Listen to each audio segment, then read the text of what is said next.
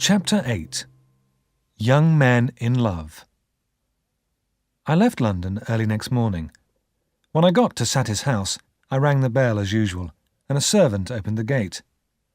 Taking a candle, I walked along the dark and gloomy corridors and up the stairs. I knocked on the door of Miss Havisham's dressing room. "That's Pip's knock." "Come in, Pip," I heard Miss Havisham say. When I opened the door, Miss Havisham was sitting by the dressing table as usual. Beside her was an elegant young woman who I had not seen before. "Well, Pip?" Miss Havisham said. "I heard that you wished to see me, Miss Havisham, so I came at once," I said. As I spoke, the elegant young lady looked up at me. It was Estella. She smiled. "Has she changed, Pip?" Miss Havisham asked. "She used to be proud and scornful. Do you remember?" Although I was wearing my fine clothes, I felt clumsy and awkward. I was that common boy again who Estella had laughed at. "Has Pip changed?" Miss Havisham asked Estella. "Very much," Estella answered. As we talked, Estella's smile tore at my heart. The more I saw of her, the more I loved her. "Isn't she elegant? Isn't she beautiful? Don't you admire her, Pip?" Miss Havisham whispered. "Everyone who sees Estella must admire her," I replied. "Then love her! Love her, Pip!" Miss Havisham cried. "It does not matter how she behaves towards you.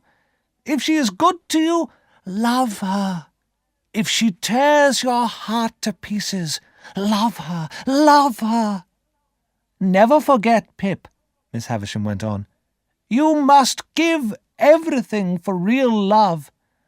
You must give your whole heart, as I did. As I did." And she fell back into her chair with a cry. Before I left Satis house, Estella and I walked together in the garden. I reminded Estella how I had once fought Herbert there. "Herbert and I are great friends now," I said. "Of course. With your new life you have new friends," Estella answered.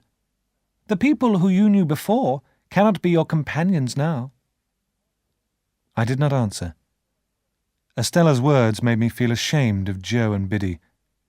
I decided not to visit them at the forge as I had planned. We walked on, and I showed Estella the place where I had cried. Estella stopped for a minute and looked at me. "I have not changed, Pip," she said. "If we are to meet again, you must understand that. Remember, I have no love in my heart for anyone. No love in my heart at all."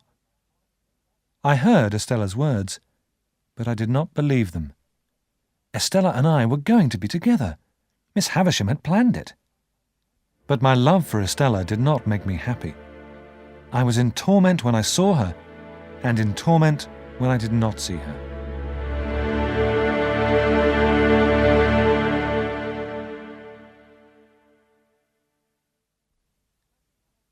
Back in London, I could no longer keep my feelings to myself.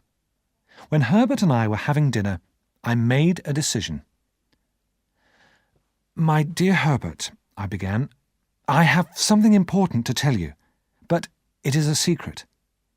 Herbert smiled. "Your secret will be safe with me, Pip," he said. I took a deep breath.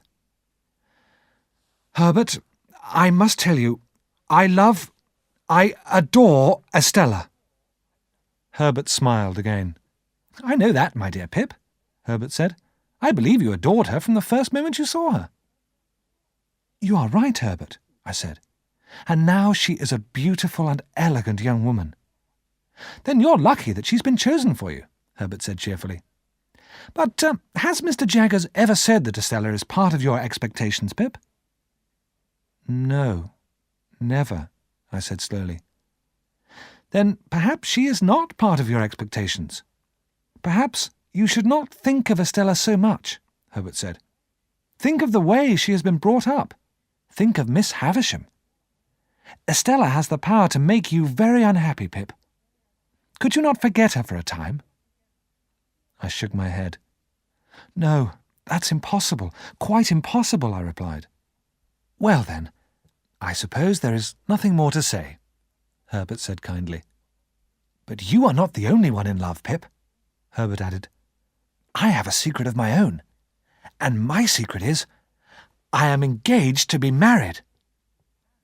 "Congratulations, Herbert," I said. "May I know the lady's name?" "Her name is Clara. She lives with her father, who is an invalid. As I have no expectations and she is poor, we cannot marry yet, not until I make my fortune. That means hard work," Herbert went on. "One day I shall have enough money to marry, and then how happy Clara and I will be." How lucky Herbert was. He was poor, but Clara loved him. I was in love with a beautiful woman, and I had great expectations. But Estella was proud and had no love in her heart for me. Would Estella ever forget her pride and love me?